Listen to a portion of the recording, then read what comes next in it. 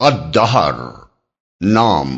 اس سورہ کا نام الدہر بھی ہے اور الانسان بھی۔ دونوں نام پہلی ہی آیت کے الفاظ حل اتی علی الانسان اور حین من الدہر سے ماخوذ ہیں۔ زمانہ نزول، اکثر مفسرین اس کو مکی قرار دیتے ہیں۔ علامہ زمخشری، امام رازی، قاضی بیضاوی، علامہ نظام الدین نیشاپوری، حافظ ابن کثیر اور دوسرے بہت سے مفسرین نے اسے مکی ہی لکھا ہے، اور علامہ آلوسی کہتے ہیں یہی جمہور کا قول ہے، لیکن بعض دوسرے مفسرین نے پوری سورت کو مدنی کہا ہے، اور بعض کا قول یہ ہے کہ یہ سورہ ہے تو مکی مگر آیات 8 تا 10 مدینے میں نازل ہوئی ہیں۔ جہاں تک اس سورہ کے مضامین اور انداز بیان کا تعلق ہے، وہ مدنی سورتوں کے مضامین اور انداز بیان سے بہت مختلف ہے، بلکہ اس پر غور کرنے سے تو صاف محسوس ہوتا ہے کہ یہ نہ صرف مکی ہے بلکہ مکہ معظمہ کے بھی اس دور میں نازل ہوئی ہے جو سورہ مدثر کی ابتدائی 7 آیات کے بعد شروع ہوا تھا۔ رہیں آیات 8 تا 10 وَيُطْعِمُونَ الطَّعَامَ سے لے کر یومن ابوسن قمطریرہ تک، تو وہ پوری سورہ کے سلسلہ بیان میں اس طرح پیوست ہیں کہ سیاق و سباق کے ساتھ کوئی ان کو پڑھے تو ہرگز یہ محسوس نہیں کر سکتا کہ ان سے پہلے اور بعد کا مضمون تو 15-16 سال پہلے نازل ہوا تھا، اور اس کے کئی سال بعد نازل ہونے والی یہ 3 آیتیں یہاں لا کر ثبت کر دی گئیں۔ دراصل جس بنا پر اس سورہ کے یا اس کی بعض آیات کے مدنی ہونے کا خیال پیدا ہوا ہے، وہ ایک روایت ہے جو عطا نے ابن عباس رضی اللہ عنہ سے نقل کی ہے۔ وہ کہتے ہیں کہ ایک مرتبہ حضرات حسن و حسین رضی اللہ عنہما بیمار ہو گئے۔ رسول اللہ صلی اللہ علیہ وسلم اور بہت سے صحابہ رضی اللہ عنہما ان کی عیادت کے لیے تشریف لے گئے۔ بعض صحابہ رضی اللہ عنہما نے حضرت علی رضی اللہ عنہ کو مشورہ دیا کہ آپ دونوں بچوں کی شفا کے لیے اللہ تعالیٰ سے کوئی نذر مانیں۔ چنانچہ حضرت علی رضی اللہ عنہ، حضرت فاطمہ رضی اللہ عنہا اور ان کی خادمہ فضہ رضی اللہ عنہا نے نذر مانی کہ اگر اللہ نے دونوں بچوں کو شفا عطا فرما دی تو یہ سب شکرانے کے طور پر 3 دن کے روزے رکھیں گے۔ اللہ کا فضل ہوا کہ دونوں تندرست ہو گئے اور تینوں صاحبوں نے نذر کے روزے رکھنے شروع کر دیے۔ حضرت علی رضی اللہ عنہ کے گھر میں کھانے کو کچھ نہ تھا۔ انہوں نے 3 سا جو قرض لیے اور ایک روایت میں ہے کہ محنت مزدوری کر کے حاصل کیے۔ پہلا روزہ کھول کر جب کھانے کے لیے بیٹھے تو ایک مسکین نے کھانا مانگا، گھر والوں نے سارا کھانا اسے دے دیا اور خود پانی پی کر سو رہے۔ دوسرے دن پھر افطار کے بعد کھانے کے لیے بیٹھے تو ایک یتیم آ گیا اور اس نے سوال کیا۔ اس روز بھی سارا کھانا انہوں نے اس کو دے دیا اور پانی پی کر سو رہے۔ تیسرے روز روزہ کھول کر ابھی کھانے کے لیے بیٹھے ہی تھے کہ ایک قیدی نے آ کر وہی سوال کر دیا اور اس روز کا بھی پورا کھانا اسے دے دیا گیا۔ چوتھے روز حضرت علی رضی اللہ عنہ دونوں بچوں کو لیے ہوئے رسول اللہ صلی اللہ علیہ وسلم کی خدمت میں حاضر ہوئے تو حضور صلی اللہ علیہ وسلم نے دیکھا کہ بھوک کی شدت سے تینوں باپ بیٹوں کا برا حال ہو رہا ہے۔ آپ صلی اللہ علیہ وسلم اٹھ کر ان کے ساتھ حضرت فاطمہ رضی اللہ عنہا کے گھر پہنچے تو دیکھا کہ وہ بھی ایک کونے میں بھوک سے نڈھال پڑی ہیں۔ یہ حال دیکھ کر حضور صلی اللہ علیہ وسلم پر رقت طاری ہو گئی۔ اتنے میں جبریل علیہ السلام حاضر ہوئے اور انہوں نے عرض کیا کہ لیجئے، اللہ تعالیٰ نے آپ کے اہل بیت کے معاملے میں آپ کو مبارکباد دی ہے۔ حضور صلی اللہ علیہ وسلم نے پوچھا وہ کیا ہے؟ انہوں نے جواب میں یہ پوری سورت آپ کو پڑھ کر سنائی۔ ابن مہران کی روایت میں ہے کہ آیت ان الابرار یشربون سے لے کر آخر تک کی آیات سنائی، مگر ابن مردوے نے ابن عباس سے جو روایت نقل کی ہے اس میں صرف یہ بیان کیا گیا ہے کہ آیت وَيُطْعِمُونَ الطَّعَامَ حضرت علی اور حضرت فاطمہ رضی اللہ عنہما کے بارے میں نازل ہوئی ہے۔ اس قصے کا اس میں کوئی ذکر نہیں ہے۔ یہ پورا قصہ علی بن احمد الواحدی نے اپنی تفسیر البسیط میں بیان کیا ہے، اور غالباً اسی سے زمخشری، رازی اور نیشاپوری وغیرہ نے اسے نقل کیا ہے۔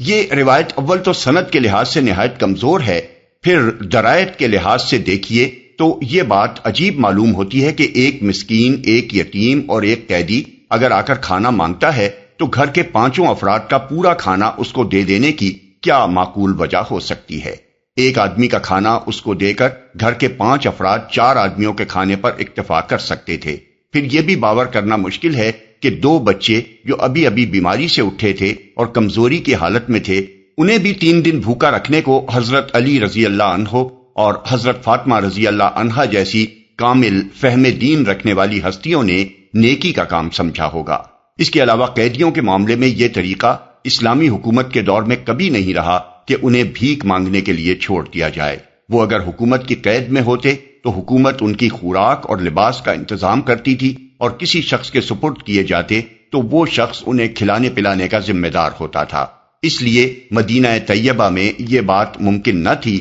کہ کوئی قیدی بھیک مانگنے کے لیے نکلتا۔ تاہم ان تمام نقلی اور عقلی کمزوریوں کو نظر انداز کر کے اگر اس قصے کو بالکل صحیح ہی مان لیا جائے تو زیادہ سے زیادہ اس سے جو کچھ معلوم ہوتا ہے وہ صرف یہ ہے کہ جب آل محمد صلی اللہ علیہ وسلم سے اس نیک عمل کا صدور ہوا تو جبریل علیہ السلام نے آ کر حضور صلی اللہ علیہ وسلم کو خوشخبری سنائی کہ اللہ تعالیٰ کے ہاں آپ کے اہل بیت کا یہ فعل بہت مقبول ہوا ہے، کیونکہ انہوں نے ٹھیک وہی پسندیدہ کام کیا ہے جس کی تعریف اللہ تعالیٰ نے سورہ دہر کی ان آیات میں فرمائی ہے۔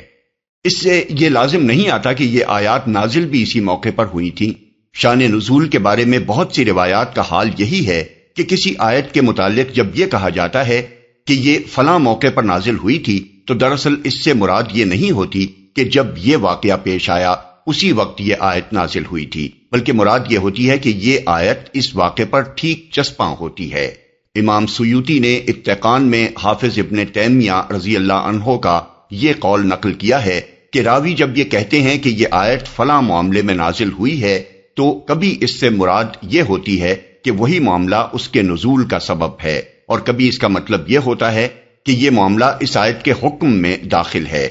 اگرچہ وہ اس کے نزول کا سبب نہ ہو۔ آگے چل کر وہ امام بدر الدین زرکشی کا قول ان کی کتاب البرہان فی العلوم القرآن سے نقل کرتے ہیں کہ صحابہ رضی اللہ عنہما اور تابعین کی یہ عادت معروف ہے کہ ان میں سے کوئی شخص جب یہ کہتا ہے کہ یہ آیت فلاں معاملے میں نازل ہوئی تھی تو اس کا مطلب یہ ہوتا ہے کہ اس آیت کا حکم اس معاملے پر چسپاں ہوتا ہے، نہ یہ کہ وہی اس واقعے کے نزول کا سبب ہے۔ پس دراصل اس کی نوعیت آیت کے حکم سے استدلال کی ہوتی ہے، نہ کہ بیان واقعہ کی۔ الاتقان فی العلوم القرآن جلد اول صفحہ 31 طبع 1929۔ موضوع اور مضمون۔ اس سورہ کا موضوع انسان کو دنیا میں اس کی حقیقی حیثیت سے آگاہ کرنا اور یہ بتانا ہے کہ اگر وہ اپنی اس حیثیت کو ٹھیک ٹھیک سمجھ کر شکر کا رویہ اختیار کرے تو اس کا انجام کیا ہوگا، اور کفر کی راہ چلے تو کس انجام سے وہ دوچار ہوگا۔ قرآن کی بڑی صورتوں میں تو یہ مضمون بڑی تفصیل کے ساتھ بیان کیا گیا ہے، لیکن ابتدائی مکی دور کی صورتوں کا یہ خاص انداز بیان ہے کہ جو باتیں بعد کے دور میں مفصل ارشاد ہوئی ہیں وہی اس دور میں بڑے مختصر مگر انتہائی مؤثر طریقے سے ذہن نشین کرائی گئی ہیں، اور ایسے چھوٹے چھوٹے خوبصورت فقرے استعمال کیے گئے ہیں جو سننے والوں کی زبان پر خود بخود چڑھ جائیں۔ اس میں سب سے پہلے انسان کو یاد دلایا گیا ہے کہ ایک وقت ایسا تھا جب وہ کچھ نہ تھا، پھر ایک مخلوط نطفے سے اس کی ایسی حقیر سی ابتدا کی گئی کہ اس کی ماں تک کو خبر نہ تھی کہ اس کے وجود کی بنا پڑ گئی ہے، اور کوئی اس خوردبینی وجود کو دیکھ کر یہ نہیں کہہ سکتا تھا کہ یہ کوئی انسان ہے جو آگے چل کر اس زمین پر اشرف المخلوقات بننے والا ہے۔ اس کے بعد انسان کو خبردار کیا گیا ہے کہ تیری تخلیق اس طرح کر کے تجھے یہ کچھ ہم نے اس لیے بنایا ہے کہ ہم دنیا میں رکھ کر تیرا امتحان لینا چاہتے ہیں، اسی لیے دوسری مخلوقات کے برعکس تجھے ہوش گوش رکھنے والا بنایا گیا، اور تیرے سامنے شکر اور کفر کے دونوں راستے کھول کر رکھ دیے گئے تاکہ یہاں کام کرنے کا جو وقت تجھے دیا گیا ہے اس میں تو دکھا دے کہ اس امتحان سے تو شاکر بندہ بن کر نکلا ہے یا کافر بندہ بن کر۔ پھر صرف ایک آیت میں دو ٹوک طریقے سے بتا دیا گیا ہے کہ جو لوگ اس امتحان سے کافر بن کر نکلیں گے انہیں آخرت میں کیا انجام دیکھنا ہوگا۔ اس کے بعد آیت نمبر 5 سے 22 تک مسلسل ان انعامات کی تفصیل بیان کی گئی ہے جن سے وہ لوگ اپنے رب کے ہاں نوازے جائیں گے جنہوں نے یہاں بندگی کا حق ادا کیا ہے۔ ان آیات میں صرف ان کی بہترین جزا بتانے ہی پر اکتفا نہیں کیا گیا ہے، بلکہ مختصراً یہ بھی بتا دیا گیا ہے کہ ان کے وہ کیا اعمال ہیں جن کی بنا پر وہ اس جزا کے مستحق ہوں گے۔ مکی دور کی ابتدائی صورتوں کی خصوصیات میں سے ایک نمایاں خصوصیت یہ بھی ہے کہ ان میں اسلام کے بنیادی عقائد اور تصورات کا مختصر تعارف کرانے کے ساتھ ساتھ کہیں وہ اخلاقی اوصاف اور نیک اعمال بیان کیے گئے ہیں جو اسلام کی نگاہ میں قابل قدر ہیں، اور کہیں اعمال و اخلاق کی ان برائیوں کا ذکر کیا گیا ہے جن سے اسلام انسان کو پاک کرنا چاہتا ہے۔ اور یہ دونوں چیزیں اس لحاظ سے بیان نہیں کی گئی ہیں کہ ان کا کیا اچھا یا برا نتیجہ دنیا کی اس عارضی زندگی میں نکلتا ہے، بلکہ صرف اس حیثیت سے ان کا ذکر کیا گیا ہے کہ آخرت کی ابدی اور پائیدار زندگی میں ان کا مستقل نتیجہ کیا ہوگا، قطع نظر اس سے کہ دنیا میں کوئی بری صفت مفید ہو یا کوئی اچھی صفت نقصان دہ ثابت ہو۔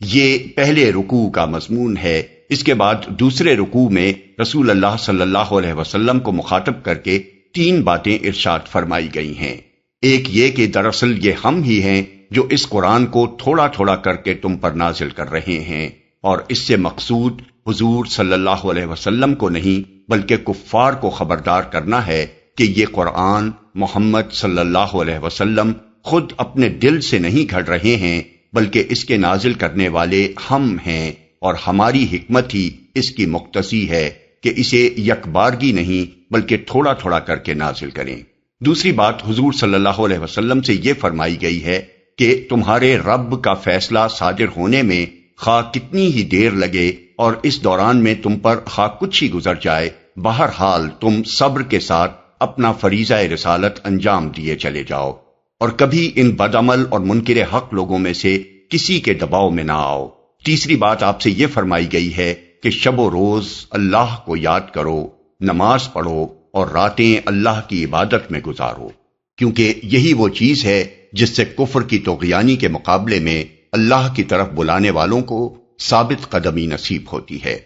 پھر ایک فقرے میں کفار کے غلط رویے کی اصل وجہ بیان کی گئی ہے کہ وہ آخرت کو بھول کر دنیا پر فریفتہ ہو گئے ہیں، اور دوسرے فقرے میں ان کو متنبہ کیا گیا ہے کہ تم خود نہیں بن گئے ہو، ہم نے تمہیں بنایا ہے۔ یہ چوڑے چکلے سینے اور مضبوط ہاتھ پاؤں تم نے خود اپنے لیے نہیں بنا لیے ہیں، ان کے بنانے والے بھی ہم ہی ہیں، اور یہ بات ہر وقت ہماری قدرت میں ہے کہ جو کچھ ہم تمہارے ساتھ کرنا چاہیں کر سکتے ہیں، تمہاری شکلیں بگاڑ سکتے ہیں، تمہیں ہلاک کر کے کوئی دوسری قوم تمہاری جگہ لا سکتے ہیں، تمہیں مار کر دوبارہ جس شکل میں چاہیں تمہیں پیدا کر سکتے ہیں۔ آخر میں کلام اس بات پر ختم کیا گیا ہے کہ یہ ایک کلمہ نصیحت ہے، اب جس کا جی چاہے اسے قبول کر کے اپنے رب کا راستہ اختیار کر لے، مگر دنیا میں انسان کی چاہت ہی سب کچھ نہیں ہے۔ کسی کی چاہت بھی پوری نہیں ہو سکتی جب تک اللہ نہ چاہے، اور اللہ کی چاہت اندھا دھند نہیں ہے، وہ جو کچھ بھی چاہتا ہے اپنے علم اور حکمت کی بنا پر چاہتا ہے۔ اس علم اور حکمت کی بنا پر جسے وہ اپنی رحمت کا مستحق سمجھتا ہے اسے اپنی رحمت میں داخل کر لیتا ہے، اور جسے وہ ظالم پاتا ہے اس کے لیے دردناک عذاب کا انتظام اس نے کر رکھا ہے۔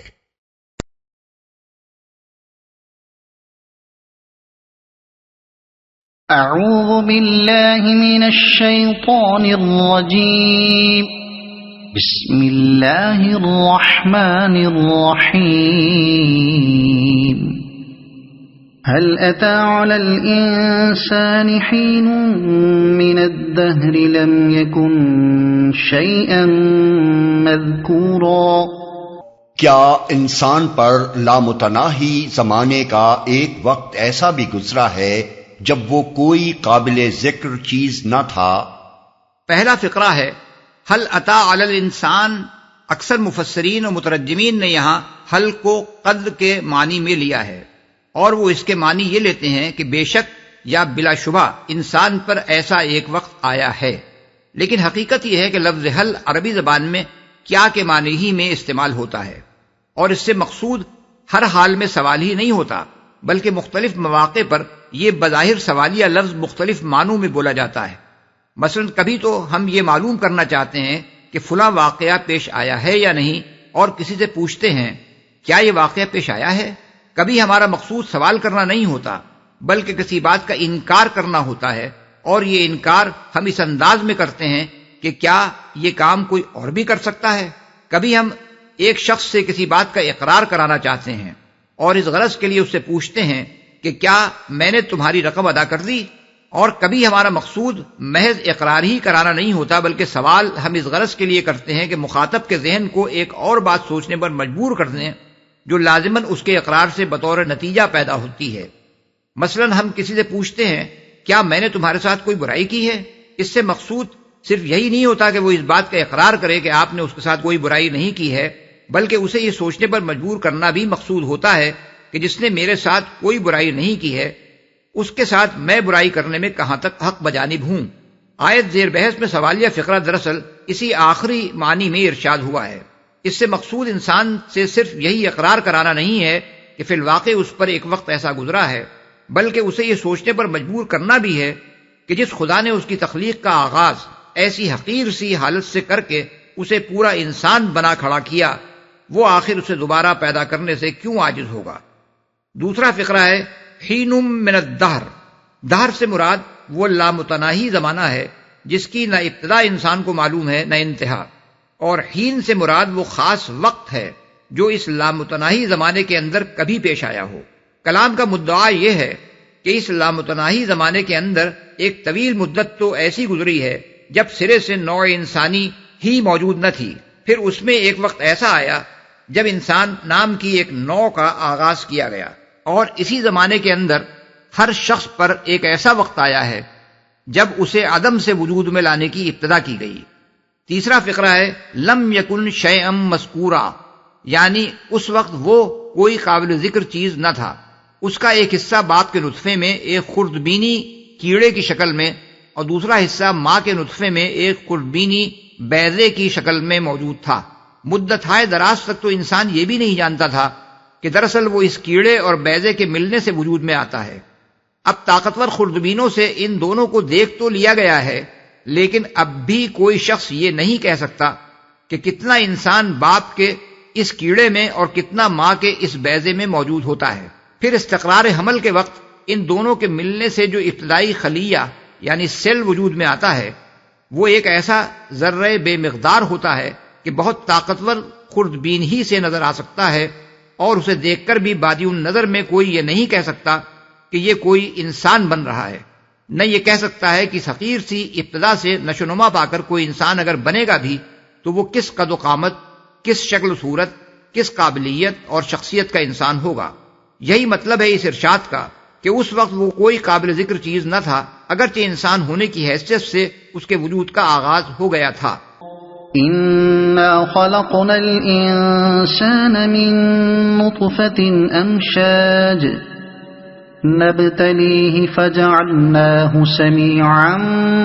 بصيرا۔ ہم نے انسان کو ایک مخلوط نطفے سے پیدا کیا تاکہ اس کا امتحان لیں، اور اس غرض کے لیے ہم نے اسے سننے اور دیکھنے والا بنایا۔ نطفے سے پیدا کیا۔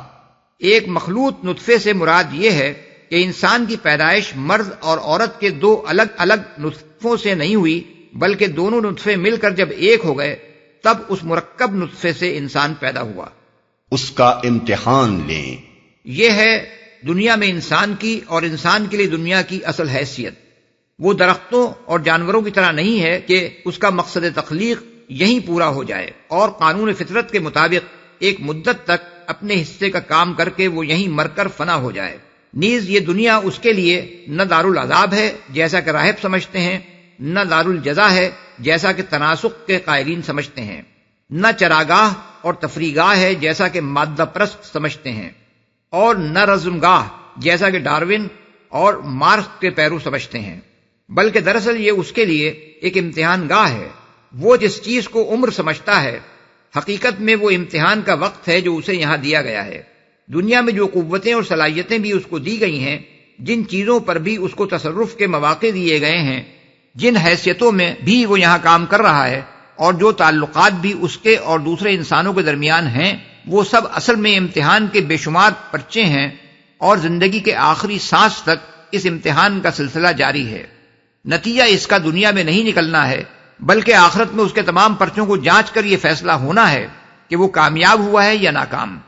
اور اس کی کامیابی اور ناکامی کا سارا انحصار اس پر ہے کہ اس نے اپنے آپ کو کیا سمجھتے ہوئے یہاں کام کیا۔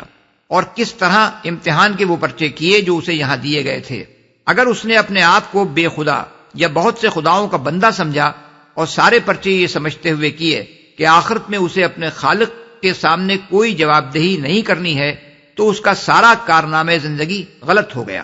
اور اگر اس نے اپنے آپ کو خدائے واحد کا بندہ سمجھ کر اس طریقے پر کام کیا جو خدا کی مرضی کے مطابق ہو اور آخرت کی جواب دہی کو پیش نظر رکھا، تو وہ امتحان میں کامیاب ہو گیا۔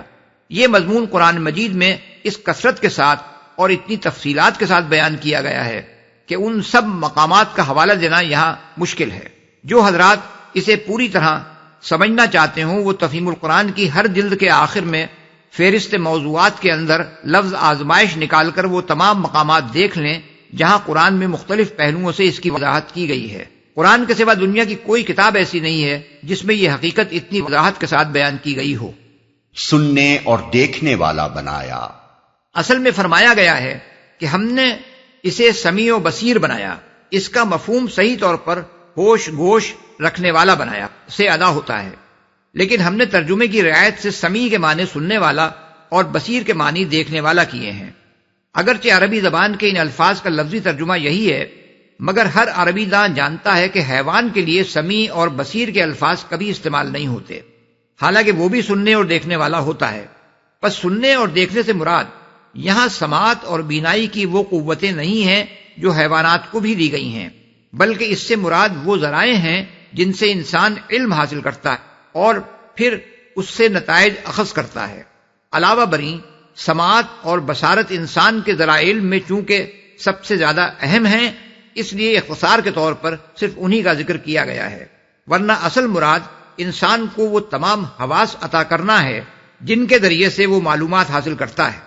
پھر انسان کو جو حواس دیے گئے ہیں وہ اپنی نوعیت میں ان حواس سے بالکل مختلف ہیں جو حیوانات کو دیے گئے ہیں، کیونکہ اس کے ہر حادثے کے پیچھے ایک سوچنے والا دماغ موجود ہوتا ہے جو حواس کے ذریعے سے آنے والی معلومات کو جمع کر کے اور ان کو ترتیب دے کر ان سے نتائج نکالتا ہے، رائے قائم کرتا ہے اور پھر کچھ فیصلوں پر پہنچتا ہے جن پر اس کا رویہ زندگی مبنی ہوتا ہے۔ لہذا یہ کہنے کے بعد کہ انسان کو پیدا کر کے ہم اس کا امتحان لینا چاہتے تھے، یہ ارشاد فرمانا کہ اسی غرض کے لیے ہم نے اسے سمیع و بصیر بنایا،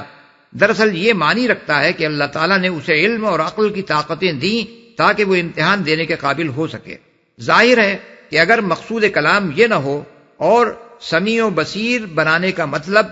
محض سماعت و بینائی کی قوتیں رکھنے والا ہی ہو تو ایک اندھا اور بہرا آدمی تو پھر امتحان سے مستثنی ہو جاتا ہے، حالانکہ جب تک کوئی علم و عقل سے بالکل محروم نہ ہو امتحان سے اس کے مستثنی ہونے کا کوئی سوال پیدا نہیں ہوتا۔ إنا هديناه السبيل إما شاكرا وإما كفورا، ہم نے اسے راستہ دکھا دیا، خواہ شکر کرنے والا بنے یا کفر کرنے والا۔ یعنی ہم نے اسے محض علم و عقل کی قوتیں دے کر ہی نہیں چھوڑ دیا، بلکہ ساتھ ساتھ اس کی رہنمائی بھی کی تاکہ اسے معلوم ہو جائے کہ شکر کا راستہ کون سا ہے اور کفر کا راستہ کون سا ہے، اور اس کے بعد جو راستہ بھی وہ اختیار کرے اس کا ذمہ دار وہ خود ہو۔ سورہ بلد میں یہی مضمون ان الفاظ میں بیان کیا گیا ہے، وَهَدَيْنَاهُ النَّجْدَيْنِ، یعنی اور ہم نے اسے دونوں راستے یعنی خیر و شر کے راستے نمایاں کر کے بتا دیے۔ اور سورہ شمس میں یہی بات اس طرح بیان کی گئی ہے، وَنَفْسٍ وَمَا سَوَّاهَا فَأَلْهَمَهَا فُجُورَهَا وَتَقْوَاهَا، یعنی اور قسم ہے انسان کے نفس کی اور اس ذات کی جس نے اسے تمام ظاہری و باطنی قوتوں کے ساتھ استوار کیا، پھر اس کا فجور اور اس کا تقوی دونوں اس پر الہام کر دیے۔ ان تمام تصریحات کو نگاہ میں رکھ کر دیکھا جائے اور ساتھ ساتھ قرآن مجید کے ان تفصیلی بیانات کو بھی نگاہ میں رکھا جائے جن میں بتایا گیا ہے کہ اللہ تعالیٰ نے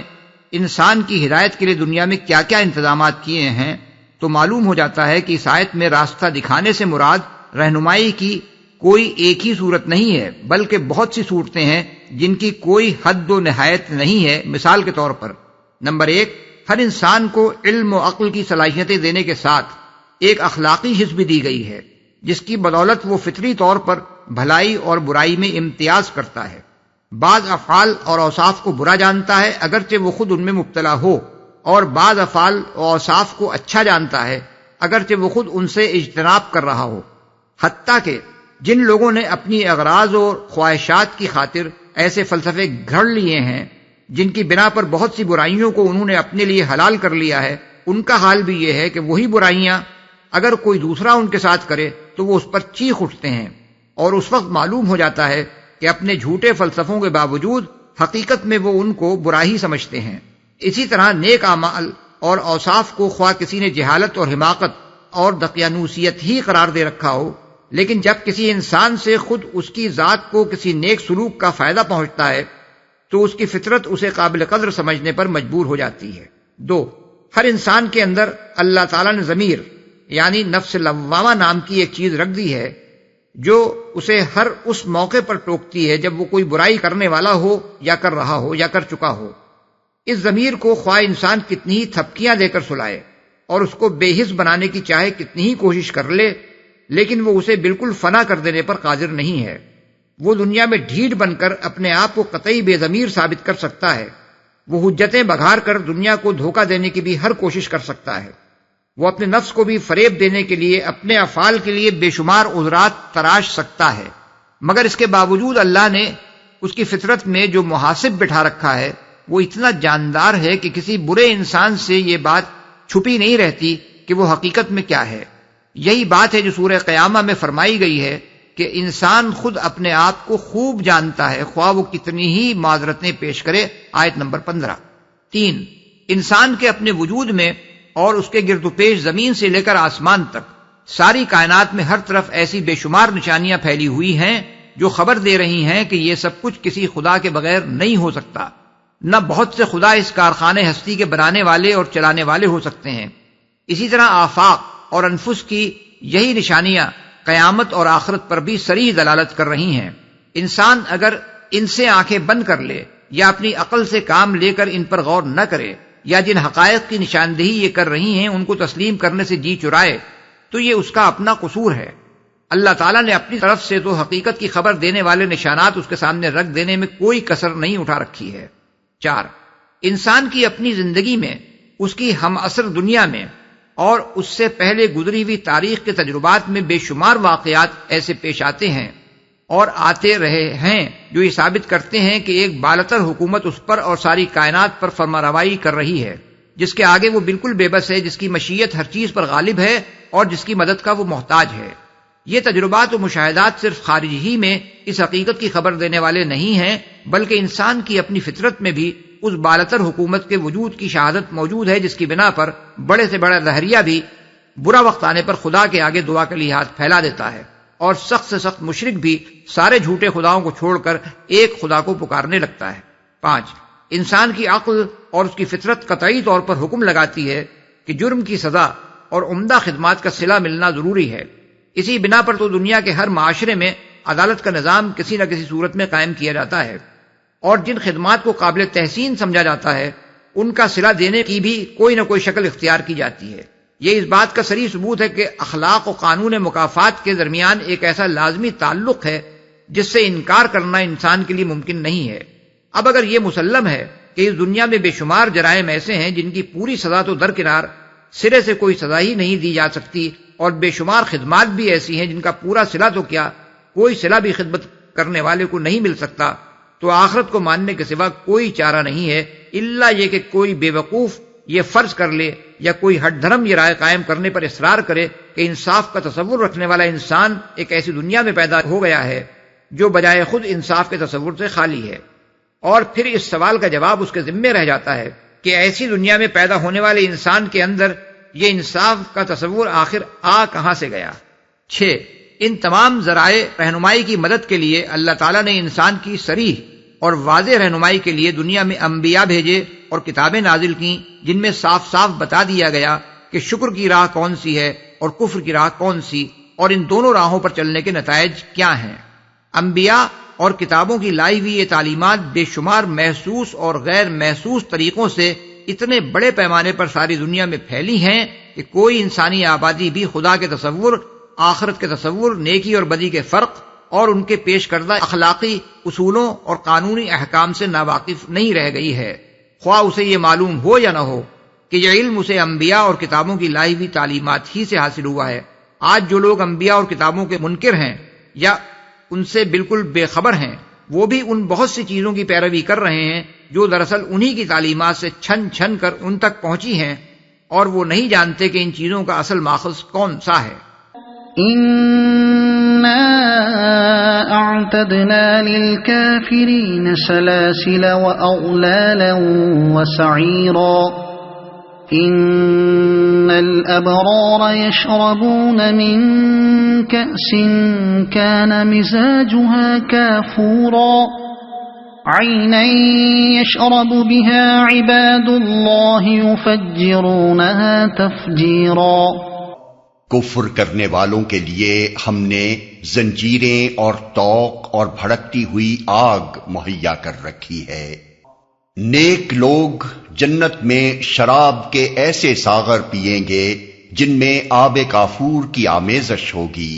یہ ایک بہتا چشمہ ہوگا جس کے پانی کے ساتھ اللہ کے بندے شراب پیئیں گے اور جہاں چاہیں گے بسہولت اس کی شاخیں نکال لیں گے۔ نیک لوگ اصل میں لفظ ابرار استعمال ہوا ہے، جس سے مراد وہ لوگ ہیں جنہوں نے اپنے رب کی اطاعت کا حق ادا کیا ہو، اس کے عائد کیے ہوئے فرائض بجا لائے ہوں اور اس کے منع کیے ہوئے افعال سے اجتناب کیا ہو۔ بہتا چشمہ ہوگا یعنی وہ کافور ملا ہوا پانی نہ ہوگا، بلکہ ایسا قدرتی چشمہ ہوگا جس کے پانی کی صفائی اور ٹھنڈک اور خوشبو کافور سے ملتی جلتی ہوگی۔ اللہ کے بندے عباد اللہ یعنی اللہ کے بندے، یا عباد الرحمن یعنی رحمان کے بندے کے الفاظ اگرچہ لغوی طور پر تمام انسانوں کے لیے استعمال ہو سکتے ہیں کیونکہ سبھی خدا کے بندے ہیں، لیکن قرآن میں جہاں بھی یہ الفاظ آئے ہیں ان سے نیک بندے ہی مراد ہیں۔ گویا کہ بد لوگ جنہوں نے اپنے آپ کو بندگی سے خارج کر رکھا ہو اس قابل نہیں ہیں کہ ان کو اللہ تعالیٰ اپنے اسم گرامی کی طرف منسوب کرتے ہوئے عباد اللہ یا عباد الرحمن کے معزز خطاب سے نوازے۔ شاخیں نکال لیں گے، یہ مطلب نہیں ہے کہ وہاں وہ کدال پھاوڑے لے کر نالیاں کھودیں گے اور اس طرح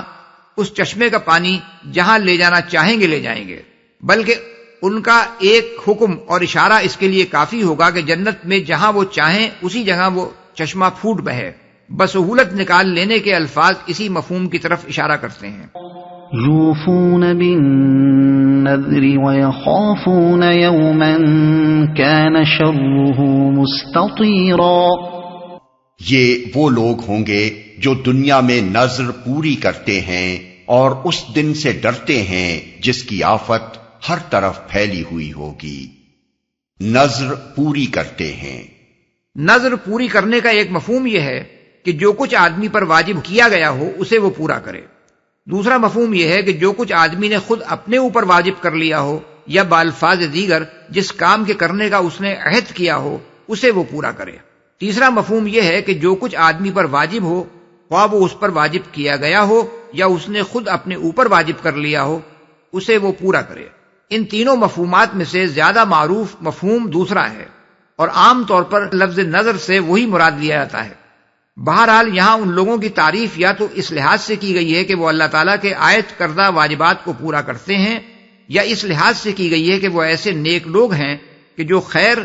اور بھلائی کے کام اللہ نے ان پر واجب نہیں کیے ہیں ان کو بھی انجام دینے کا جب وہ اللہ سے عہد کر لیتے ہیں تو اسے پورا کرتے ہیں، کجا کہ ان واجبات کو ادا کرنے میں کسی قسم کی کوتاہی کریں جو اللہ نے ان پر عائد فرمائے ہیں۔ جہاں تک نظر کے احکام کا تعلق ہے ان کو مختصر طور پر ہم تفہیم القرآن جلد اول سورۃ البقرہ میں بیان کر چکے ہیں، لیکن مناسب معلوم ہوتا ہے کہ یہاں ان کو ذرا تفصیل کے ساتھ بیان کر دیا جائے تاکہ لوگ نظر کے معاملے میں جو غلطیاں کرتے ہیں یا جو غلط فہمیاں لوگوں میں پائی جاتی ہیں ان سے بچ سکیں اور نظر کے صحیح قواعد سے واقف ہو جائیں۔ نمبر 1، فقہا نے نظر کی 4 قسمیں بیان کی ہیں۔ ایک یہ کہ ایک آدمی اللہ سے یہ عہد کرے کہ وہ اس کی رضا کی خاطر فلاں نیک کام کرے گا۔ دوسرے یہ کہ وہ اس بات کی نظر مانے کہ اگر اللہ نے میری فلاں حاجت پوری کر دی تو میں شکرانے میں فلاں نیک کام کروں گا۔ ان دونوں قسم کی نظروں کو فقہا کی اصطلاح میں نظر تبرر یعنی نیکی کی نظر کہتے ہیں، اور اس پر اتفاق ہے کہ اسے پورا کرنا واجب ہے۔ تیسرے یہ کہ آدمی کوئی ناجائز کام کرنے یا کوئی واجب کام نہ کرنے کا عہد کر لے۔ چوتھے یہ کہ آدمی کوئی مباح کام کرنے کو اپنے اوپر لازم کر لے۔ یا کوئی مستحب کام نہ کرنے کا یا کوئی خلاف اولا کام کرنے کا عہد کر لے۔ ان دونوں قسموں کی نظروں کو فقہا کی اصطلاح میں نظر لجاج یعنی جہالت اور جھگڑالو پن اور ضد کی نظر کہتے ہیں۔ ان میں سے تیسری قسم کی نظر کے متعلق اتفاق ہے کہ وہ منعقد ہی نہیں ہوتی، اور چوتھی قسم کے متعلق فقہا میں اختلاف ہے۔ بعض فقہا کہتے ہیں کہ اسے پورا کرنا چاہیے، بعض کہتے ہیں کہ قسم توڑنے کا کفارہ ادا کر دینا چاہیے، اور بعض کہتے ہیں کہ آدمی کو اختیار ہے خواہ نظر پوری کر دے یا کفارہ ادا کر دے۔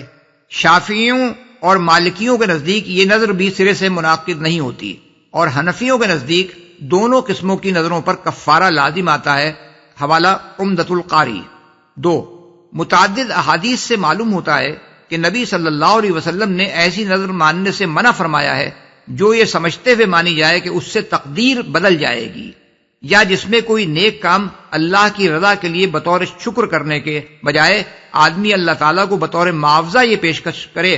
کہ آپ میرا یہ کام کر دیں تو میں آپ کے لیے فلاں نیک کام کر دوں گا۔ حدیث میں حضرت عبداللہ بن عمر رضی اللہ عنہ کی روایت ہے کہ اخذ رسول اللہ صلی اللہ علیہ وسلم ینہا عن النذر ویقول انہ لا یرد شیئا وانما یستخرج به من البخیل، یعنی رسول اللہ صلی اللہ علیہ وسلم ایک مرتبہ نظر ماننے سے منع کرنے لگے اور فرمانے لگے کہ وہ کسی ہونے والی چیز کو پھیر نہیں سکتی، البتہ اس کے ذریعے سے کچھ مال بخیل سے نکلوا لیا جاتا ہے۔ رواہ مسلم ابو داؤد۔ حدیث کے آخری فقرے کا مطلب یہ ہے کہ بخیل یوں تو راہ خدا میں مال نکالنے والا نہ تھا، نظر کے ذریعے سے اس لالچ میں وہ کچھ خیرات کر دیتا ہے کہ شاید یہ معاوضہ قبول کر کے اللہ تعالیٰ اس کے لیے تقدیر بدل دے۔ دوسری روایت حضرت عبداللہ بن عمر رضی اللہ عنہ سے یہ ہے کہ حضور نے فرمایا النذر لا يقدم شيئا ولا يؤخره وانما يستخرج به من البخیل، یعنی نظر نہ کوئی کام پہلے کرا سکتی ہے نہ کسی ہوتے کام میں تاخیر کرا سکتی ہے، البتہ اس کے ذریعے سے کچھ مال بخیل کے ہاتھ سے نکلوا لیا جاتا ہے۔ رواہ بخاری و مسلم۔ ایک اور روایت میں وہ کہتے ہیں کہ حضور نے نظر ماننے سے منع کیا اور فرمایا انہ لا یاتی بخیر وانما یستخرج به من البخیل، یعنی اس سے کوئی کام بنتا نہیں ہے، البتہ اس کے ذریعے سے کچھ مال بخیل سے نکلوا لیا جاتا ہے۔ رواہ بخاری و مسلم۔ تقریباً اسی مضمون کی متعدد روایات مسلم نے حضرت ابو ہریرہ رضی اللہ عنہ سے نقل کی ہیں، اور ایک روایت بخاری و مسلم دونوں نے نقل کی ہے جس میں وہ بیان کرتے ہیں کہ حضور صلی اللہ علیہ وسلم نے فرمایا ان النذر لا يقرب من ابن آدم شیئا لم یکن اللہ قدرہ له ولكن النذر يوافق القدر فيخرج بذلك من البخیل ما لم يكن البخیل يريد ان يخرج، یعنی در حقیقت نظر ابن آدم کو کوئی ایسی چیز نہیں دلوا سکتی جو اللہ نے اس کے لیے مقدر نہ فرمائی ہو، لیکن نظر ہوتی تقدیر کے مطابق ہی ہے کہ اس کے ذریعے سے تقدیر الہی وہ چیز بخیل کے پاس سے نکال لاتی ہے جسے وہ کسی اور طرح نکالنے والا نہ تھا۔ اسی مضمون پر مزید روشنی حضرت عبداللہ بن عمر بن عاص کی اس روایت سے پڑتی ہے کہ حضور نے فرمایا انما النذر مبتغی بہ وجہ اللہ، یعنی اصل نظر تو وہ ہے جس سے اللہ کی خوشنودی مقصود ہو۔ حوالے کے لیے طحاوی۔ 3، نظر کے معاملے میں ایک اور قاعدہ رسول اللہ صلی اللہ علیہ وسلم نے یہ بیان فرمایا ہے کہ صرف وہ نظر پوری کرنی چاہیے جو اللہ کی اطاعت میں ہو، اللہ کی نافرمانی کرنے کی نظر ہرگز پوری نہیں کرنی چاہیے۔ اسی طرح ایسی چیز میں کوئی نظر نہیں ہے جس کا آدمی مالک نہ ہو، یا ایسے کام میں کوئی نظر نہیں ہے جو انسان کے بس میں نہ ہو۔ حضرت عائشہ رضی اللہ تعالی عنہا کی روایت ہے کہ حضور صلی اللہ علیہ وسلم نے فرمایا من نظر ان یطیع اللہ فلیطعہ ومن نظر ان یعصی اللہ فلا یعصہ، یعنی جس نے یہ نظر مانی ہو کہ اللہ کی اطاعت کرے گا تو اسے اس کی اطاعت کرنی چاہیے، اور جس نے یہ نظر مانی ہو کہ اللہ کی نافرمانی کرے گا تو اسے نافرمانی نہیں کرنی چاہیے۔ رواہ بخاری، ابو داؤد، ترمذی، نسائی، ابن ماجہ، طحاوی۔ ثابت بن الضحاک کہتے ہیں کہ نبی صلی اللہ علیہ وسلم نے فرمایا لا وفاء لنذر فی معصیۃ اللہ ولا فیما لا یملک ابن آدم، یعنی اللہ کی نافرمانی میں کسی نظر کے پورا کرنے کا کوئی سوال پیدا نہیں ہوتا، نہ کسی ایسی چیز میں جو آدمی کی ملکیت میں نہ ہو۔ رواہ ابو داؤد۔ مسلم نے اسی مضمون کی روایت حضرت عمران بن حسین سے نقل کی ہے اور ابو داؤد میں حضرت عبداللہ بن عمر بن عاص کی روایت اس سے زیادہ مفصل ہے، جس میں وہ حضور کا یہ ارشاد نقل کرتے ہیں، لا نظر ولا یمین فی ما لا یملک ابن آدم ولا فی معصیت اللہ ولا فی قطیعۃ الرحم، یعنی کوئی نظر اور کوئی قسم کسی ایسے کام میں نہیں ہے جو آدمی کے بس میں نہ ہو، یا اللہ کی نافرمانی میں ہو، یا قطع رحمی کے لیے ہو۔ نمبر 4، جس کام میں بجائے خود کوئی نیکی نہیں ہے اور آدمی نے خواہ مخواہ کسی فضول کام یا ناقابل برداشت مشقت میں یا محض تعذیب نفس کو نیکی سمجھ کر اپنے اوپر لازم کر لیا ہو، اس کی نظر پوری نہیں کرنی چاہیے۔ اس معاملے میں نبی صلی اللہ علیہ وسلم کے ارشادات بالکل واضح ہیں۔ حضرت عبداللہ ابن عباس رضی اللہ عنہ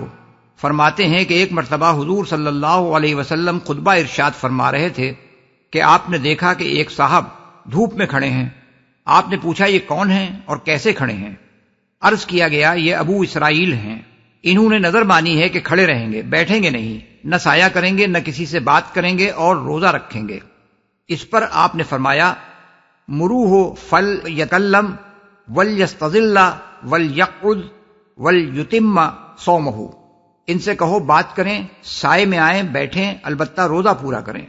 حوالے کے لیے بخاری، ابو داؤد، ابن ماجہ، موطا۔ حضرت عقبہ بن عامر جوہنی کہتے ہیں کہ میری بہن نے ننگے پاؤں پیدل حج کرنے کی نظر مانی اور یہ نظر بھی مانی کہ اس سفر میں سر پر کپڑا بھی نہ ڈالیں گی۔ حضور صلی اللہ علیہ وسلم نے فرمایا اس سے کہو کہ سواری پر جائے اور سر ڈھانکے۔ رواہ ابو داؤد۔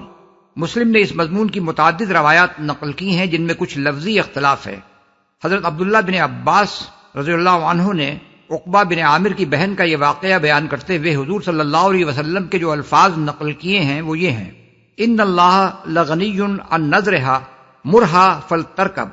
یعنی اللہ کو اس کی اس نظر کی کوئی ضرورت نہیں ہے، اس سے کہو کہ سواری پر جائے۔ رواہ ابو داؤد۔ ایک اور روایت میں حضرت ابن عباس کہتے ہیں کہ ایک شخص نے عرض کیا میری بہن نے پیدل حج کرنے کی نظر مانی ہے۔ حضور صلی اللہ علیہ وسلم نے فرمایا ان اللہ لا یصنع بشقاء اختیک شیئا فلتحج راکبہ، یعنی تیری بہن کے مشقت میں پڑنے کی اللہ کو کوئی ضرورت نہیں پڑی ہے، اسے سواری پر حج کرنا چاہیے۔ رواہ ابو داؤد۔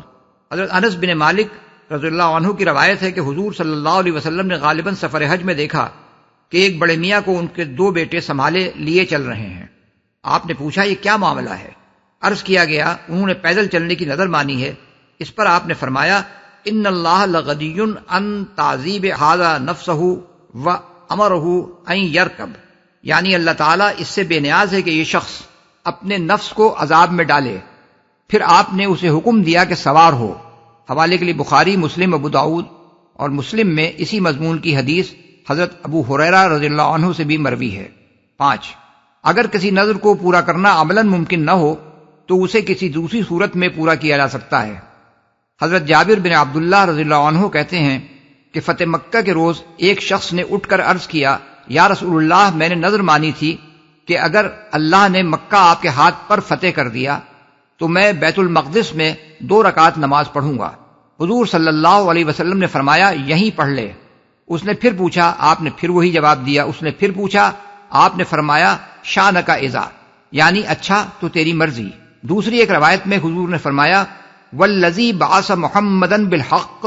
لو صلیت ہاہنا الاجزاء عنک صلاۃ فی بیت المقدس، یعنی قسم ہے اس ذات کی جس نے محمد صلی اللہ علیہ وسلم کو حق کے ساتھ بھیجا ہے، اگر تو یہی نماز پڑھ لے تو بیت المقدس میں نماز پڑھنے کے بدلے یہ تیرے لیے کافی ہوگی۔ رواہ ابو داؤد۔ 6، اگر کسی نے اپنا سارا مال اللہ کی راہ میں دے دینے کی نظر مان لی ہو تو اس کے بارے میں فقہا کے درمیان اختلاف ہے۔ امام مالک رحمۃ اللہ علیہ کہتے ہیں کہ اسے 1/3 مال دے دینا چاہیے، اور مالکیہ میں سحنون کا قول ہے کہ اسے اتنا مال دے دینا چاہیے جسے دینے کے بعد وہ تکلیف میں نہ پڑ جائے۔ امام شافعی رحمۃ اللہ علیہ کہتے ہیں کہ اگر یہ نذر تبرر کی نوعیت کی ہو تو اسے سارا مال دے دینا چاہیے، اور اگر یہ نذر لجاج ہو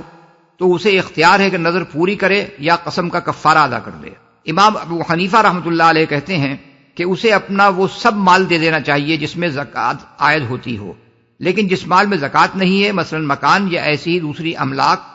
اس پر اس نذر کا اطلاق نہ ہوگا۔ حنفیہ میں سے امام ظفر کا قول ہے کہ اپنے اہل و عیال کے لیے 2 مہینے کا نفقہ رکھ کر باقی سب صدقہ کر دے۔ عمدۃ القاری شرح موطا از شاہ ولی اللہ صاحب۔ حدیث میں اس مسئلے کے متعلق جو روایات آئی ہیں وہ یہ ہیں کہ حضرت کعب بن مالک رضی اللہ عنہ کہتے ہیں کہ غزوہ تبوک کے موقع پر پیچھے رہ جانے کی وجہ سے جو عتاب مجھ پر ہوا تھا اس کی جب معافی مل گئی تو میں نے رسول اللہ صلی اللہ علیہ وسلم کی خدمت میں عرض کیا کہ میری توبہ میں یہ بات بھی شامل تھی کہ میں اپنے سارے مال سے دستبردار ہو کر اسے اللہ اور رسول کی راہ میں صدقہ کر دوں گا۔ حضور نے فرمایا نہیں، ایسا نہ کرو۔ میں نے عرض کیا پھر آدھا مال؟ فرمایا نہیں۔ میں نے عرض کیا پھر 1/3؟ فرمایا ہاں۔ رواہ ابو داؤد۔ دوسری روایت میں ہے کہ حضور صلی اللہ علیہ وسلم نے فرمایا تم اپنا کچھ مال اپنے لیے روک رکھو تو یہ تمہارے لیے زیادہ بہتر ہے۔ حوالے کے لیے بخاری۔ امام زہری کہتے ہیں کہ مجھے یہ خبر پہنچی ہے کہ حضرت ابو لبابہ رضی اللہ عنہ نے، جن پر اسی غزوہ تبوک کے معاملے میں عتاب ہوا تھا، حضور صلی اللہ علیہ وسلم سے عرض کیا میں اللہ اس کے رسول کی راہ میں صدقے کے طور پر اپنے سارے مال سے دستبردار ہوتا ہوں۔ حضور نے جواب دیا تمہارے لیے اس میں سے صرف 1/3 دے دینا کافی ہے۔ حوالے کے لیے موطا۔ 7. اسلام قبول کرنے سے پہلے اگر کسی شخص نے کسی نیک کام کی نذر مانی ہو تو کیا اسلام قبول کرنے کے بعد اسے پورا کیا جائے؟ نبی صلی اللہ علیہ وسلم کا فتویٰ اس بارے میں یہ ہے کہ اسے پورا کیا جائے۔ بحوالے بخاری، ابو داؤد اور طحاوی میں حضرت عمر رضی اللہ عنہ کے متعلق روایت ہے کہ انہوں نے زمانے جاہلیت میں نذر مانی تھی کہ 1 رات اور بروایت بعض 1 دن مسجد حرام میں اعتکاف کریں گے۔ اسلام لانے کے بعد انہوں نے حضور سے فتویٰ پوچھا تو آپ نے فرمایا اوف بنظرک، یعنی اپنی نظر پوری کرو۔ بعض فقہا نے حضور صلی اللہ علیہ وسلم کے اس ارشاد کا یہ مطلب لیا ہے کہ ایسا کرنا واجب ہے، اور بعض نے یہ مطلب لیا ہے کہ یہ مستحب ہے۔ 8. میت کے ذمے اگر کوئی نذر رہ گئی ہو تو اسے پورا کرنا وارثوں پر واجب ہے یا نہیں؟ اس مسئلے میں فقہا کے درمیان اختلاف ہے۔ امام احمد، اسحاق بن راہویہ، ابو ثور اور ظاہریہ کہتے ہیں کہ میت کے ذمے اگر روزے یا نماز کی نذر رہ گئی ہو تو وارثوں پر اس کا ادا کرنا واجب ہے۔ حنفیہ کہتے ہیں کہ نذر اگر بدنی عبادت نماز یا روزے کی ہو تو وارثوں پر اس کا پورا کرنا واجب نہیں ہے، اور اگر مالی عبادت کی ہو اور مرنے والے نے اپنے وارثوں کو اسے پورا کرنے کی وصیت نہ کی ہو تو اسے بھی پورا کرنا واجب نہیں۔ البتہ اگر اس نے وصیت کی ہو تو اس کے ترکے میں سے 1/3 کی حد تک نذر پوری کرنی واجب ہوگی۔ مالکیہ کا مذہب بھی اس سے ملتا جلتا ہے، اور شافعیہ کہتے ہیں کہ نذر اگر غیر مالی عبادت کی ہو یا مالی عبادت کی ہو اور میت نے کوئی ترکہ نہ چھوڑا ہو تو اسے پورا کرنا وارثوں پر واجب نہیں ہے، اور اگر میت نے ترکہ چھوڑا ہو تو وارثوں پر مالی عبادت کی نذر پوری کرنا واجب ہے، خواہ اس نے وصیت کی ہو یا نہ کی ہو۔ بحوالے شرح مسلم للنووی، بذل المجہود شرح ابی داؤد۔ حدیث میں اس مسئلے کے متعلق حضرت عبداللہ بن عباس رضی اللہ عنہ کی روایت ہے کہ حضرت سعد بن عبادہ نے رسول اللہ صلی اللہ علیہ وسلم سے فتویٰ پوچھا کہ میری ماں کا انتقال ہو گیا ہے اور ان کے ذمے ایک نذر تھی جو انہوں نے پوری نہیں کی تھی۔ حضور صلی اللہ علیہ وسلم نے فرمایا تم اس کی طرف سے پوری کر دو۔ رواہ ابو داؤد مسلم۔ دوسری روایت ابن عباس سے یہ ہے کہ ایک عورت نے بحری سفر کیا اور نذر مانی کہ اگر میں زندہ سلامت واپس گھر پہنچ گئی تو 1 مہینے کے روزے رکھوں گی۔ واپس آنے کے بعد اس کا انتقال ہو گیا اور وہ مر گئی۔ اس کی بہن یا بیٹی نے آ کر رسول اللہ صلی اللہ علیہ وسلم سے مسئلہ پوچھا اور آپ نے فرمایا اس کی طرف سے تو روزے رکھ لے۔ بحوالہ ابو داؤد۔ ایسی ہی ایک روایت ابو داؤد نے حضرت بریدہ سے نقل کی ہے کہ ایک عورت نے حضور صلی اللہ علیہ وسلم سے اسی طرح کا مسئلہ پوچھا اور آپ نے اسے وہی جواب دیا جو اوپر مذکور ہوا ہے۔ ان روایات میں چونکہ یہ بات صاف نہیں ہے کہ حضور صلی اللہ علیہ وسلم کے یہ ارشادات وجوب کے معنی میں تھے یا استحباب کے معنی میں، اور حضرت سعد بن عبادہ کی والدہ کی نظر کے معاملے میں یہ واضح نہیں ہے کہ وہ مالی عبادت کے بارے میں تھی یا بدنی عبادت کے بارے میں۔ اسی بنا پر فقہا کے درمیان اس مسئلے میں اختلافات ہوئے ہیں۔ 9. غلط اور ناجائز نوعیت کی نظر کے معاملے میں یہ بات تو صاف ہے کہ اسے پورا نہیں کرنا چاہیے، البتہ اس مسئلے میں اختلاف ہے کہ اس پر کفارہ لازم آتا ہے یا نہیں۔ اس مسئلے میں چونکہ روایات مختلف ہیں اس لیے فقہا کے مسالک بھی مختلف ہیں۔ ایک قسم کی روایات میں یہ آیا ہے کہ حضور صلی اللہ علیہ وسلم نے ایسی صورت میں کفارے کا حکم دیا ہے۔ مثلا حضرت عائشہ رضی اللہ عنہا کی یہ روایت کہ حضور صلی اللہ علیہ وسلم نے فرمایا لا نذر فی معصیۃ و کفارتہ کفارۃ یمین، یعنی معصیت میں کوئی نظر نہیں ہے اور اس کا کفارہ قسم توڑنے کا کفارہ ہے۔ بحوالہ ابو داؤد۔ عقبہ بن عامر جوہینی کی بہن کے معاملے میں جس کا ذکر اوپر نمبر 4 میں ہو چکا ہے، نبی صلی اللہ علیہ وسلم نے حکم دیا کہ وہ اپنی نظر توڑ دیں اور 3 دن کے روزے رکھیں۔ بحوالے مسلم ابو داؤد۔ ایک اور عورت کے معاملے میں بھی جس نے پیدل حج کی نظر مانی تھی، حضور نے حکم دیا کہ وہ سواری پر حج کے لیے جائے اور قسم کا کفارہ ادا کرے، بحوالے ابو داؤد۔ ابن عباس کی روایت ہے کہ حضور نے فرمایا، من نذر نذرا لم یسمہ فکفارتہ کفارۃ یمین ومن نذر نذرا فی معصیۃ فکفارتہ کفارۃ یمین ومن نذر نذرا لا یطیقہ فکفارتہ کفارۃ یمین ومن نذر نذرا اطاقہ فلیف بہ۔ یعنی جس نے ایک نظر مان لی اور اس بات کا تعین نہ کیا کہ کس بات کی نظر مانی ہے، وہ قسم کا کفارہ دے، اور جس نے معصیت کی نظر مانی وہ قسم کا کفارہ دے، اور جس نے ایسی نظر مانی جسے پورا کرنے کی وہ قدرت نہ رکھتا ہو وہ قسم کا کفارہ دے، اور جس نے ایسی نظر مانی جسے وہ پورا کر سکتا ہو وہ اسے پورا کرے، بحوالے ابو داؤد۔ دوسری طرف وہ احادیث ہیں جن سے معلوم ہوتا ہے کہ اس صورت میں کفارہ نہیں ہے۔ اوپر نمبر 4 میں جن صاحب کا ذکر آیا ہے کہ انہوں نے دھوپ میں کھڑے رہنے اور کسی سے بات نہ کرنے کی نظر مانی تھی، ان کا قصہ نقل کر کے امام مالک رحمۃ اللہ علیہ نے موطا میں لکھا ہے کہ مجھے کسی ذریعے سے بھی یہ معلوم نہیں ہوا کہ حضور نے ان کو نظر توڑنے کا حکم دینے کے ساتھ یہ بھی حکم دیا ہو کہ وہ کفارہ ادا کریں۔ حضرت عبداللہ بن عمر بن عاص کی روایت ہے کہ رسول اللہ صلی اللہ علیہ وسلم نے فرمایا، من حلف علی یمین فرآ غیرہا خیرا منہا فلیدعھا ولیات الذی ھو خیر فإن ترکھا کفارتھا۔ یعنی جس نے کسی بات کی قسم کھائی ہو اور بعد میں وہ دیکھے کہ اس سے بہتر بات دوسری ہے تو وہ اسے چھوڑ دے اور وہ کام کرے جو بہتر ہو، اور اسے چھوڑ دینا ہی اس کا کفارہ ہے، بحوالے ابو داؤد۔ بیہقی کہتے ہیں کہ یہ حدیث اور حضرت ابو ہریرہ رضی اللہ عنہ کی یہ روایت کہ جو کام بہتر ہے وہ کرے اور یہی اس کا کفارہ ہے، ثابت نہیں ہے۔ امام نووی ان احادیث پر بحث کرتے ہوئے شرح مسلم میں لکھتے ہیں کہ امام مالک، شافعی، ابو حنیفہ، داؤد ظاہری اور جمہور علماء کہتے ہیں کہ معصیت کی نظر باطل ہے اور اسے پورا نہ کرنے پر کفارہ لازم نہیں آتا،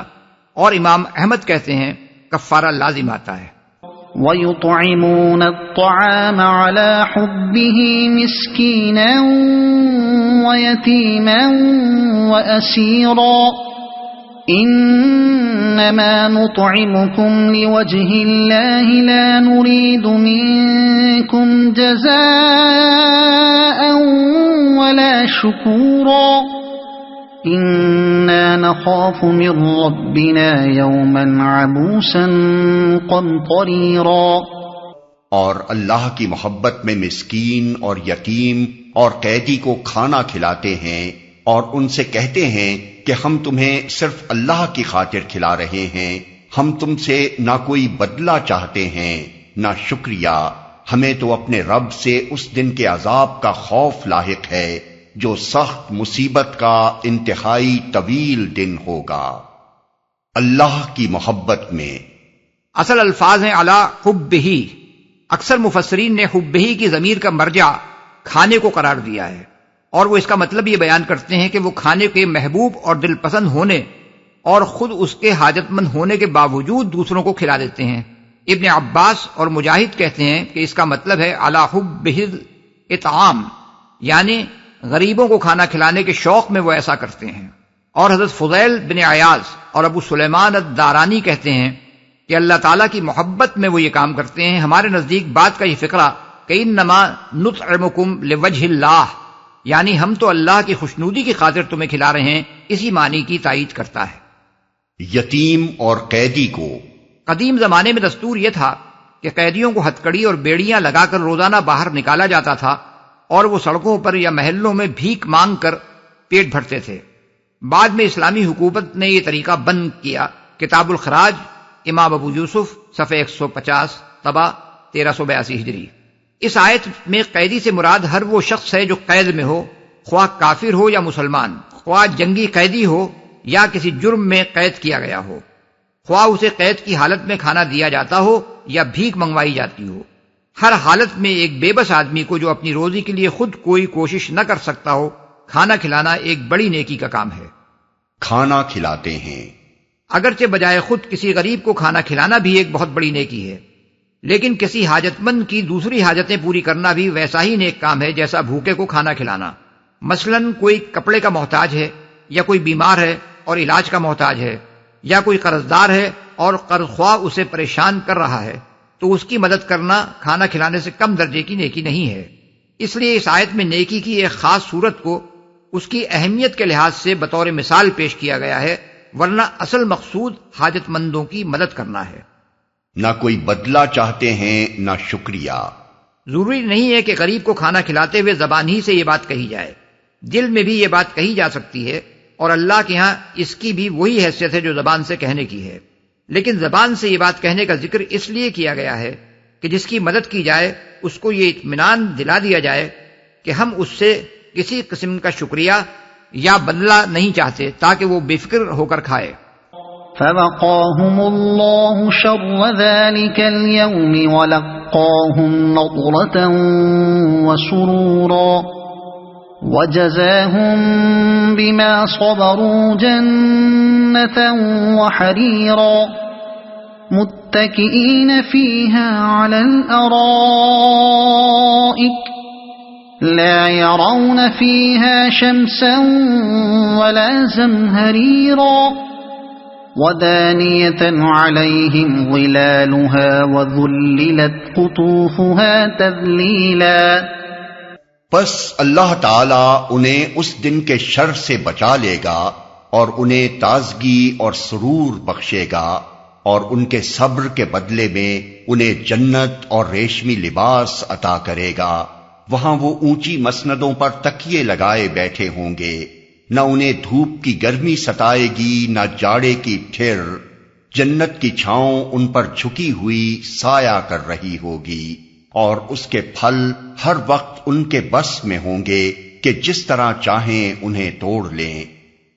سرور بخشے گا یعنی چہروں کی تازگی اور دل کا سرور۔ دوسرے الفاظ میں روز قیامت کی ساری سختیاں اور ہولناکیاں صرف کفار و مجرمین کے لیے ہوں گی، نیک لوگ اس دن ہر تکلیف سے محفوظ اور نہایت خوش و خرم ہوں گے۔ یہی بات سورہ انبیاء میں بیان کی گئی ہے کہ وہ انتہائی گھبراہٹ کا وقت ان کو ذرا پریشان نہ کرے گا، اور ملائکہ بڑھ کر ان کو ہاتھوں ہاتھ لیں گے کہ یہ تمہارا وہی دن ہے جس کا تم سے وعدہ کیا جاتا تھا۔ آیت نمبر 103۔ اور اسی کی صراحت سورہ نمل میں بیان کی گئی ہے کہ جو شخص بھلائی لے کر آئے گا اسے اس سے زیادہ بہتر صلہ ملے گا، اور ایسے لوگ اس دن کے ہول سے محفوظ ہوں گے۔ آیت نمبر 89۔ صبر کے بدلے میں، یہاں صبر بڑے وسیع معنی میں استعمال ہوا ہے، بلکہ در حقیقت صالح اہل ایمان کی پوری دنیاوی زندگی ہی کو صبر کی زندگی قرار دیا گیا ہے۔ ہوش سنبھالنے یا ایمان لانے کے بعد سے مرتے دم تک کسی شخص کا اپنی ناجائز خواہشوں کو دبانا، اللہ کی باندھی ہوئی حدوں کی پابندی کرنا، اللہ کے عائد کیے ہوئے فرائض کو بجا لانا، اللہ کی خوشنودی کے لیے اپنا وقت، اپنا مال، اپنی محنتیں، اپنی قوتیں اور قابلیتیں، حتیٰ کہ ضرورت پڑنے پر اپنی جان تک قربان کر دینا، ہر اس لالچ اور ترغیب کو ٹھکرا دینا جو اللہ کی راہ سے ہٹانے کے لیے سامنے آئے، ہر اس خطرے اور تکلیف کو برداشت کر لینا جو راہ راست پر چلنے میں پیش آئے، ہر اس فائدے اور لذت سے دستبردار ہو جانا جو حرام طریقوں سے حاصل ہو، اور ہر اس نقصان اور رنج و اذیت کو انگیز کر جانا جو حق پرستی کی وجہ سے پہنچے، اور یہ سب کچھ اللہ تعالیٰ کے اس وعدے پر اعتماد کرتے ہوئے کرنا کہ اس نیک رویے کے ثمرات اس دنیا میں نہیں بلکہ مرنے کے بعد دوسری زندگی میں ملیں گے۔ ایک ایسا طرز عمل ہے جو مومن کی پوری زندگی کو صبر کی زندگی بنا دیتا ہے۔ یہ ہر وقت کا صبر ہے، دائمی صبر ہے، ہماگیر صبر ہے، اور عمر بھر کا صبر ہے۔ وَيُطَافُ عَلَيْهِمْ بِآنِيَةٍ مِّن فِضَّةٍ وَأَكْوَابٍ كَانَتْ قوارير من فضة قدروها تقديرا۔ ان کے آگے چاندی کے برتن اور شیشے کے پیالے گردش کرائے جا رہے ہوں گے، شیشے بھی وہ جو چاندی کی قسم کے ہوں گے، اور ان کو منتظمین جنت نے ٹھیک اندازے کے مطابق بھرا ہوگا۔ چاندی کے برتن۔ سورہ زخرف آیت 71 میں ارشاد ہوا ہے کہ ان کے آگے سونے کے برتن گردش کرائے جا رہے ہوں گے۔ اس سے معلوم ہوا کہ کبھی وہاں سونے کے برتن استعمال ہوں گے اور کبھی چاندی کے۔ چاندی کی قسم کے ہوں گے، یعنی وہ ہوگی تو چاندی مگر شیشے کی طرح شفاف ہوگی۔ چاندی کی یہ قسم اس دنیا میں نہیں پائی جاتی،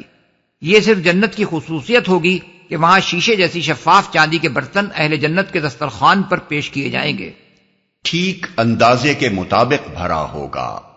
یعنی ہر شخص کے لیے اس کی خواہش کے ٹھیک اندازے کے مطابق ساغر بھر بھر کر دیے جائیں گے، نہ وہ اس کی خواہش سے کم ہوں گے نہ زیادہ۔ بالفاظ دیگر اہل جنت کے خدام اس قدر ہوشیار اور تمیزدار ہوں گے کہ وہ جس کی خدمت میں جام شراب پیش کریں گے اس کے متعلق ان کو پورا اندازہ ہوگا کہ وہ کتنی شراب پینا چاہتا ہے۔ جنت کی شراب کی خصوصیات کے متعلق ملاحظہ ہو تفہیم القرآن جلد 4 الصافات آیات 45 تا 47،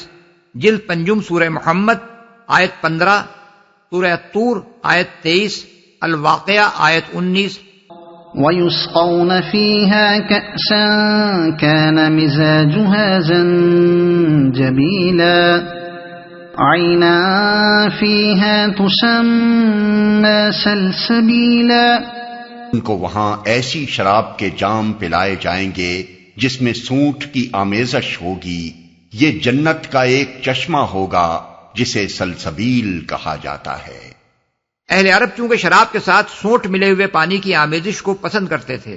اس لیے فرمایا گیا کہ وہاں ان کو وہ شراب پلائی جائے گی جس میں سونٹ کی آمیزش ہوگی، لیکن اس آمیزش کی صورت یہ نہ ہوگی کہ اس کے اندر سونٹ ملا کر پانی ڈالا جائے گا،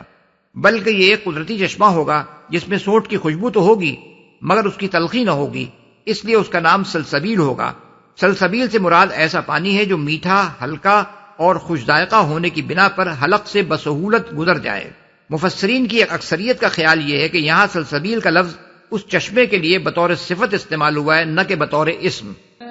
وَيَطُوفُ عَلَيْهِمْ وِلْدَانٌ مُخَلَّدُونَ إِذَا رَأَيْتَهُمْ حَسِبْتَهُمْ لُؤْلُؤًا مَّنثُورًا وَإِذَا رَأَيْتَ ثَمَّ رَأَيْتَ نَعِيمًا وَمُلْكًا كَبِيرًا۔ ان کی خدمت کے لیے ایسے لڑکے دوڑتے پھر رہے ہوں گے جو ہمیشہ لڑکے ہی رہیں گے، تم انہیں دیکھو تو سمجھو کہ موتی ہیں جو بکھیر دیے گئے ہیں۔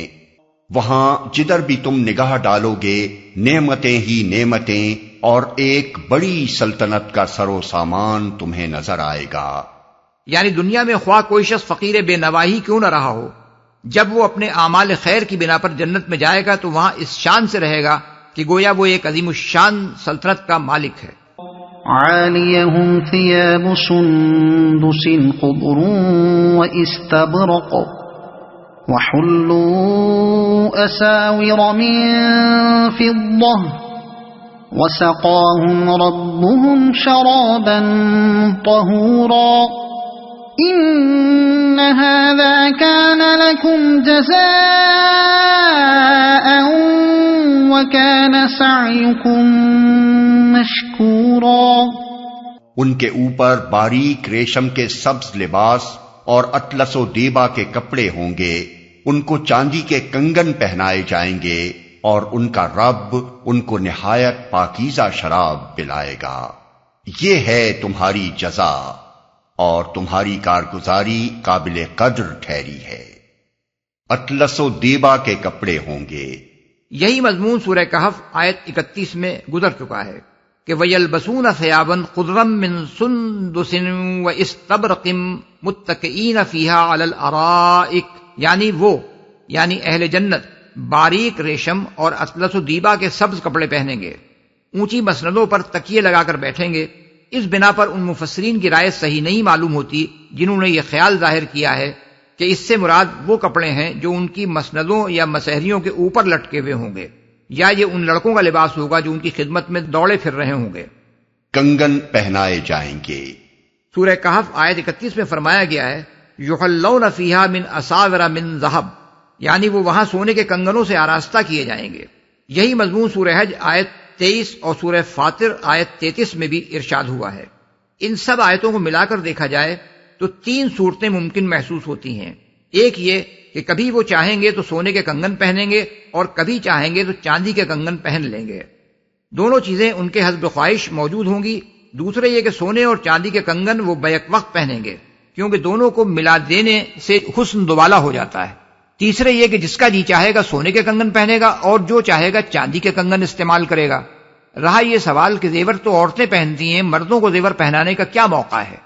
اس کا جواب یہ ہے کہ قدیم زمانے میں بادشاہوں اور رئیسوں کا طریقہ یہ تھا کہ وہ ہاتھوں اور گلے اور سر کے تاجوں میں طرح طرح کے زیورات استعمال کرتے تھے، بلکہ ہمارے زمانے میں برطانوی ہند کے راجاؤں اور نوابوں تک میں یہ دستور رائج رہا ہے۔ سورہ زخرف میں بیان ہوا ہے کہ حضرت موسیٰ علیہ السلام جب اپنے سادہ لباس میں بس ایک لاٹھی لیے ہوئے فرعون کے دربار میں پہنچے اور اس سے کہا کہ میں اللہ رب العالمین کا بھیجا ہوا پیغمبر ہوں، تو اس نے اپنے درباریوں سے کہا کہ یہ اچھا سفیر ہے جو اس حالت میں میرے سامنے آیا ہے، فلولا القی علیہ اسورۃ من ذہب او جاء معہ الملائکۃ مقترنین، آیت نمبر 53۔ یعنی اگر یہ زمین و آسمان کے بادشاہ کی طرف سے بھیجا گیا ہوتا تو کیوں نہ اس پر سونے کے کنگن اتارے گئے یا ملائکہ کا کوئی لشکر ہی اس کی اردلی میں آتا۔ پاکیزہ شراب پلائے گا۔ پہلے دو شرابوں کا ذکر گزر چکا ہے، ایک وہ جس میں آب چشمہ کافور کی آمیزش ہوگی،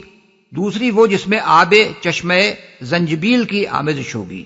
ان دونوں شرابوں کے بعد اب پھر ایک شراب کا ذکر کرنا اور یہ فرمانا کہ ان کا رب انہیں نہایت پاکیزہ شراب پلائے گا، یہ معنی رکھتا ہے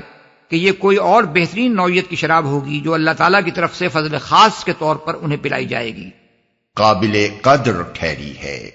اصل الفاظ ہیں کان سعیکم مشکورا، یعنی تمہاری سعی مشکور ہوئی۔ سعی سے مراد وہ پورا کارنامہ حیات ہے جو بندے نے دنیا میں انجام دیا، جن کاموں میں اس نے اپنی محنتیں اور جن مقاصد کے لیے اس نے اپنی کوششیں صرف کی، ان سب کا مجموعہ اس کی سعی ہے۔ اور اس کے مشکور ہونے کا مطلب یہ ہے کہ اللہ تعالیٰ کے ہم وہ قابل قدر قرار پائی۔ شکریہ جب بندے کی طرف سے خدا کے لیے ہو تو اس سے مراد اس کی نعمتوں پر احسان مندی ہوتی ہے، اور جب خدا کی طرف سے بندے کے لیے ہو تو اس کا مطلب یہ ہوتا ہے کہ اللہ تعالیٰ نے اس کی خدمات کی قدر فرمائی۔ آقا کی یہ بہت بڑی عنایت ہے کہ بندہ جب اس کی مرضی کے مطابق اپنا فرض انجام دے تو وہ اس کا شکریہ ادا کرے۔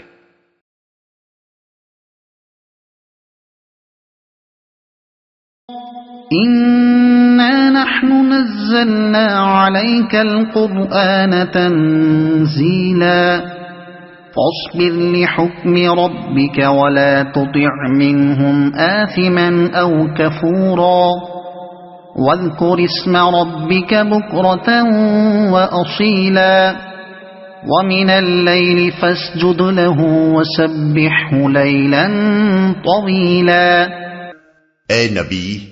ہم نے ہی تم پر یہ قرآن تھوڑا تھوڑا کر کے نازل کیا ہے، لہذا تم اپنے رب کے حکم پر صبر کرو اور ان میں سے کسی بد عمل یا منکر حق کی بات نہ مانو۔ اپنے رب کا نام صبح و شام یاد کرو، رات کو بھی اس کے حضور سجدہ ریز ہو اور رات کے طویل اوقات میں اس کی تسبیح کرتے رہو۔ نازل کیا ہے، یہاں مخاطب بظاہر نبی صلی اللہ علیہ وسلم ہے، لیکن دراصل روح سخن کفار کی طرف ہے۔ کفار مکہ کہتے تھے محمد صلی اللہ علیہ وسلم یہ قرآن کچھ سوچ سوچ کر بنا رہے ہیں، ورنہ اللہ تعالیٰ کی طرف سے کوئی فرمان آتا تو اکٹھا ایک ہی مرتبہ آ جاتا۔ قرآن مجید میں بعض مقامات پر ان کا یہ اعتراض نقل کر کے اس کا جواب دیا گیا ہے، اور یہاں اسے نقل کیے بغیر اللہ تعالیٰ نے پورے زور کے ساتھ فرمایا ہے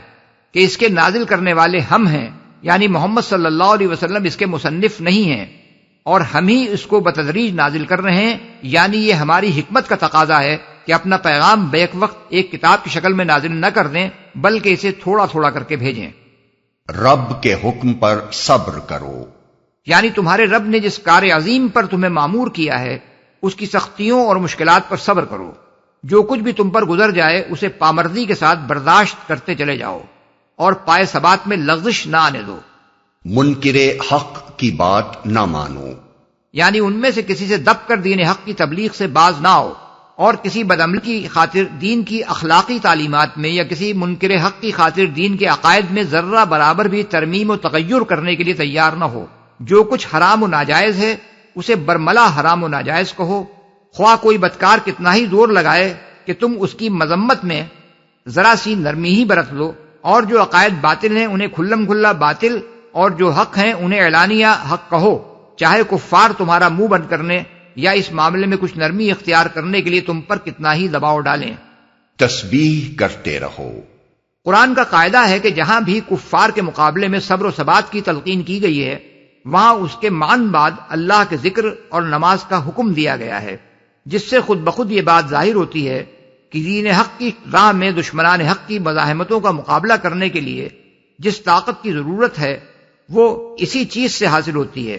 صبح و شام اللہ کا ذکر کرنے سے مراد ہمیشہ اللہ کو یاد کرنا بھی ہو سکتا ہے، مگر جب اللہ کی یاد کا حکم اوقات کے تعین کے ساتھ دیا جائے تو پھر اس سے مراد نماز ہوتی ہے۔ اس آیت میں سب سے پہلے فرمایا وَاذْكُرِ اسْمَ رَبِّكَ بُكْرَةً وَأَصِيلًا۔ بکرا عربی زبان میں صبح کو کہتے ہیں، اور اصیل کا لفظ زوال کے وقت سے غروب تک کے لیے استعمال ہوتا ہے، جس میں ظہر اور عصر کے اوقات آ جاتے ہیں۔ پھر فرمایا وَمِنَ اللَّيْلِ فَاسْجُدْ لَهُ۔ رات کا وقت غروب آفتاب کے بعد شروع ہو جاتا ہے، اس لیے رات کو سجدہ کرنے کے حکم میں مغرب اور عشاء دونوں وقتوں کی نمازیں شامل ہو جاتی ہیں۔ اس کے بعد یہ ارشاد کہ رات کے طویل اوقات میں اس کی تسبیح کرتے رہو نماز تہجد کی طرف صاف اشارہ کرتا ہے۔ اس سے یہ بھی معلوم ہوا کہ نماز کے یہی اوقات ابتدا سے اسلام میں تھے، البتہ اوقات اور رکعتوں کے تعین کے ساتھ 5 وقتہ نماز کی فرضیت کا حکم معراج کے موقع پر دیا گیا۔ إن هؤلاء يحبون العاجلة ويذرون وراءهم يوما ثقيلا۔ یہ لوگ تو جلدی حاصل ہونے والی چیز دنیا سے محبت رکھتے ہیں اور آگے جو بھاری دن آنے والا ہے اسے نظر انداز کر دیتے ہیں۔ یعنی یہ کفار قریش جس وجہ سے اخلاق اور عقائد کی گمراہیوں پر مصر ہیں اور جس بنا پر آپ کی دعوت حق کے لیے ان کے کان بہرے ہو گئے ہیں، وہ دراصل ان کی دنیا پرستی اور آخرت سے بے فکری و بے نیازی ہے۔ اس لیے ایک سچے خدا پرست انسان کا راستہ ان کے راستے سے اتنا الگ ہے کہ دونوں کے درمیان کسی مصالحت کا سرے سے کوئی سوال ہی پیدا نہیں ہوتا۔ نحن خلقناهم وشددنا أسرهم وإذا شئنا بدلنا أمثالهم تبديلا۔ ہم نے ہی ان کو پیدا کیا ہے اور ان کے جوڑ بند مضبوط کیے ہیں، اور ہم جب چاہیں ان کی شکلوں کو بدل کر رکھ دیں۔ اصل الفاظ ہیں اذا شئنا بدلنا امثالهم تبدیلا۔ اس فقرے کے کئی معنی ہو سکتے ہیں۔ ایک یہ کہ ہم جب چاہیں انہیں ہلاک کر کے انہی کی جنس کے دوسرے لوگ ان کی جگہ لا سکتے ہیں جو اپنے کردار میں ان سے مختلف ہوں۔ دوسرے یہ کہ ہم جب چاہیں ان کی شکلیں تبدیل کر سکتے ہیں، یعنی جس طرح ہم کسی کو تندرست اور سلیم الاعضاء بنا سکتے ہیں، اسی طرح ہم اس پر بھی قادر ہیں کہ کسی کو مفلوج کر دیں، کسی کو لقوہ مار جائے اور کوئی کسی بیماری یا حادثے کا شکار ہو کر اپاہج ہو جائے۔ تیسرے یہ کہ ہم جب چاہیں موت کے بعد ان کو دوبارہ کسی اور شکل میں پیدا کر سکتے ہیں۔ إن هذه تذكرة فمن شاء اتخذ إلى ربه سبيلا وما تشاءون إلا أن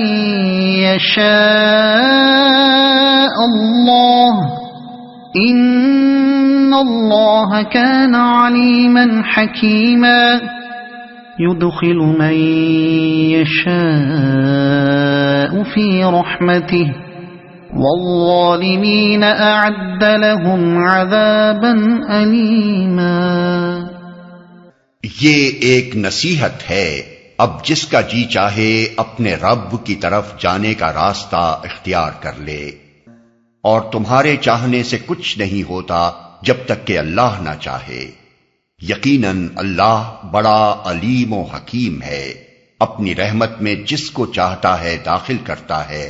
اور ظالموں کے لیے اس نے دردناک عذاب تیار کر رکھا ہے جب تک کہ اللہ نہ چاہے۔ ان آیات میں 3 باتیں ارشاد ہوئی ہیں۔ ایک یہ کہ جس کا جی چاہے اپنے رب کی طرف جانے کا راستہ اختیار کر لے، دوسرے یہ کہ تمہارے چاہنے سے کچھ نہیں ہوتا جب تک اللہ نہ چاہے، تیسرے یہ کہ اللہ بڑا حکیم و علیم ہے۔ ان تینوں باتوں پر اگر اچھی طرح غور کیا جائے تو انسان کی آزادی اختیار اور اللہ کی مشیت کا تعلق بخوبی سمجھ میں آ جاتا ہے، اور وہ تمام الجھنیں صاف ہو جاتی ہیں جو تقدیر کے مسئلے میں بالعموم لوگوں کے ذہنوں میں پائی جاتی ہیں۔ پہلی آیت سے معلوم ہوتا ہے کہ اس دنیا میں انسان کو جو اختیارات دیے گئے ہیں وہ صرف اس حد تک ہیں کہ یہاں زندگی بسر کرنے کے لیے جو مختلف راستے اس کے سامنے آتے ہیں ان میں سے کسی کو اختیار کرنے کا فیصلہ کر لے۔ یہ انتخاب کی آزادی فریڈم آف چوائس ہے جو اللہ نے اس کو دی ہے۔ مثلا ایک آدمی کے سامنے اپنی روزی حاصل کرنے کا سوال جب آتا ہے تو اس کے آگے بہت سے راستے ہوتے ہیں، جن میں سے کچھ حلال ہیں جیسے جائز نوعیت کی محنت مزدوری، ملازمت، تجارت یا صنعت و حرفت یا زراعت، اور کچھ حرام ہیں مثلا چوری، ڈاکہ، رہزنی، جیب تراشی، عصمت فروشی، سود خواری، قمار بازی، رشوت اور حرام نوعیت کی نوکریاں اور تجارتیں وغیرہ۔ ان میں سے کسی ایک راستے کو اختیار کرنے کا فیصلہ انسان کے اپنے انتخاب پر چھوڑ دیا گیا ہے کہ وہ اپنا رزق کس طریقے سے حاصل کرنا چاہتا ہے۔ اسی طرح اخلاق کے مختلف ڈھنگ ہیں۔ ایک طرف دیانت، امانت، شرافت، شائستگی، انصاف، رحم، ہمدردی اور عصمت و عفت جیسے خصائل ہیں، اور دوسری طرف بدماشی، کمینگی، ظلم و ستم، بے ایمانی، آوارگی اور بےہودگی و بدتمیزی جیسے رذائل ہیں۔ اس کو پوری آزادی ہے کہ ان میں سے جس ڈھنگ کے اخلاق اختیار کرنا چاہے کر لے۔ ایسا ہی معاملہ دین و مذہب کا ہے کہ اس میں بھی بہت سے راستے انسان کے سامنے کھلے ہوئے ہیں۔ الحاد اور انکار خدا، شرک و بت پرستی، شرک و توحید کے مختلف مخلوطے، اور ایک وہ خالص خدا پرستی جس کی تعلیم قرآن دیتا ہے، ان میں بھی یہ فیصلہ کرنا انسان ہی پر چھوڑ دیا گیا ہے کہ وہ ان میں سے کس کو اختیار کرنا چاہتا ہے۔ اللہ تعالیٰ اس پر جبراً اپنا کوئی فیصلہ نہیں ٹھوستا کہ وہ چاہتا تو ہو حلال روزی اور اللہ زبردستی اسے حرام خور بنائے، یا وہ چاہتا تو ہو قرآن کی پیروی اور اللہ جبراً اسے ملحد یا مشرک یا کافر بنا دے، یا وہ چاہتا تو ہو نیک انسان بننا اور اللہ اسے خواہ مخواہ بد بنا دے۔ لیکن اس آزادی انتخاب کے بعد یہ بات کہ انسان عملاً بھی وہی کچھ کر سکے جو وہ کرنا چاہتا ہے، اللہ کی مشیت اور اس کے اذن اور اس کی توفیق پر منحصر ہے۔ اگر اللہ کی مشیت یہ ہو کہ انسان کو وہ کام کرنے دے جس کے کرنے کی خواہش یا ارادہ یا فیصلہ اس نے کیا ہے، تبھی وہ اس کو کر سکتا ہے، ورنہ وہ چاہے کتنی ہی کوشش کر لے، اللہ کے اذن اور اس کی مشیت کے بغیر کچھ نہیں کر سکتا۔ یہی بات دوسری آیت میں فرمائی گئی ہے۔ اس معاملے کو یوں سمجھیے کہ اگر دنیا میں انسان کو سارے اختیارات تفویض کر دیے گئے ہوتے اور یہ بات اس کی مرضی پر چھوڑ دی گئی ہوتی کہ وہ جو کچھ بھی کرنا چاہے کر گزرے، تو نظام عالم درہم برہم ہو جاتا۔ ایک قاتل تمام دنیا کے انسانوں کو قتل کر دینے کے لیے کافی تھا، اگر اسے یہ چھوٹ مل جاتی کہ جسے چاہے قتل کر دے۔ ایک جیب کترا دنیا کے کسی آدمی کی جیب سلامت نہ چھوڑتا اگر اس کو یہ اختیار دے دیا جاتا کہ جس کی جیب کترنا چاہے کتر ڈالے۔ ایک چور کے ہاتھ سے کسی کا مال نہ بچتا، ایک زانی سے کوئی عورت نہ بچتی، ایک ڈاکو سے کسی کا گھر نہ بچ سکتا اگر ان میں سے ہر ایک کو منمانی کرنے کے پورے اختیارات حاصل ہوتے۔ اس لیے یہ بات اللہ نے اپنے ہی ہاتھ میں رکھی ہے کہ انسان صحیح یا غلط جس راستے پر بھی چلنا چاہے اس پر اسے چلنے دے یا نہ چلنے دے۔ جو شخص گمراہی کو چھوڑ کر راہ راست اختیار کرنا چاہے اس کو بھی عملاً راست روی اللہ ہی کی مشیت اور اسی کی توفیق سے نصیب ہو سکتی ہے، البتہ شرط یہ ہے کہ ضلالت کو چھوڑ کر ہدایت کو انتخاب کرنے کا فیصلہ انسان نے خود کیا ہو، ورنہ جس طرح اللہ کسی کو زبردستی چور یا قاتل یا ملحد یا مشرک نہیں بناتا، اسی طرح وہ اس کو زبردستی مومن بھی نہیں بناتا۔ اس کے بعد تیسری آیت اس غلط فہمی کو رفع کرتی ہے کہ اللہ کی یہ مشیت کہیں الٹپ یعنی آربیٹریری تو نہیں ہے۔ اس کو رفع کرنے کے لیے فرمایا گیا ہے کہ اللہ تعالیٰ علیم اور حکیم ہے، یعنی وہ دانا ہے اور سب کچھ جانتا ہے، جو کچھ بھی کرتا ہے علم اور دانائی کے ساتھ کرتا ہے، اس لیے اس کے فیصلے میں غلطی کا کوئی امکان نہیں ہے۔ وہ پورے علم اور پوری حکمت کے ساتھ یہ طے کرتا ہے کہ کس کو کیا توفیق دینی چاہیے اور کیا نہ دینی چاہیے، کسے کیا کام کرنے دینا چاہیے اور کیا نہ کرنے دینا چاہیے۔ جس حد تک وہ انسان کو موقع دیتا ہے اور اسباب کو اس کے لیے سازگار بناتا ہے، اسی حد تک وہ اپنی خواہش کے مطابق کام کر سکتا ہے، خواہ وہ اچھا کام ہو یا برا کام۔ ہدایت کا معاملہ بھی اس سے مستثنا نہیں ہے۔ اللہ تعالیٰ ہی اپنے علم کی بنا پر یہ جانتا ہے اور وہی اپنی حکمت کی بنا پر یہ طے کرتا ہے کہ کون ہدایت کا مستحق ہے اور کون نہیں ہے۔ دردناک عذاب تیار کر رکھا ہے۔ اس آیت میں ظالم سے مراد وہ لوگ ہیں جن تک اللہ کا کلام اور اس کے نبی کی تعلیم پہنچے اور پھر وہ خوب سوچ سمجھ کر جان بوجھ کر یہ فیصلہ کریں کہ ہمیں اس کی پیروی نہیں کرنی ہے۔ ان میں وہ ظالم بھی شامل ہیں جو صاف صاف کہہ دیں کہ ہم اس کلام کو خدا کا کلام اور اس نبی کو خدا کا نبی نہیں مانتے، یا سرے سے خدا ہی کو نہیں مانتے، اور وہ ظالم بھی شامل ہیں جو خدا اور نبی اور قرآن کو ماننے سے انکار تو نہیں کرتے مگر فیصلہ ان کا یہی ہوتا ہے کہ ہمیں اس کی پیروی نہیں کرنی ہے۔ حقیقت کے اعتبار سے یہ دونوں ہی گروہ ظالم ہیں۔ پہلے گروہ کا معاملہ تو صاف ہی ہے لیکن دوسرا گروہ بھی اس سے کچھ کم ظالم نہیں ہے، بلکہ اس کے ساتھ وہ منافق اور دغاباز بھی ہے۔ زبان سے کہتا ہے کہ ہم خدا کو مانتے ہیں، رسول کو مانتے ہیں، قرآن کو مانتے ہیں، مگر ان کے دل اور دماغ کا فیصلہ یہی ہوتا ہے کہ اس کا اتباع انہیں نہیں کرنا ہے، اور عمل بھی وہ اس کے خلاف ہی کرتے ہیں۔ ان دونوں قسم کے لوگوں کے متعلق اللہ تعالیٰ کا اعلان یہ ہے کہ ہم نے ان کے لیے دردناک عذاب تیار کر رکھا ہے، دنیا میں چاہے وہ دندناتے پھریں، خوب داد عیش دیں، اپنی بڑائی کے ڈنکے خوب بجا لیں، مگر آخر کار ان کا انجام ایک دردناک عذاب کے سوا کچھ نہیں ہے۔ اللہ کی رحمت میں داخل ہونا ان کو نصیب نہیں ہو سکتا۔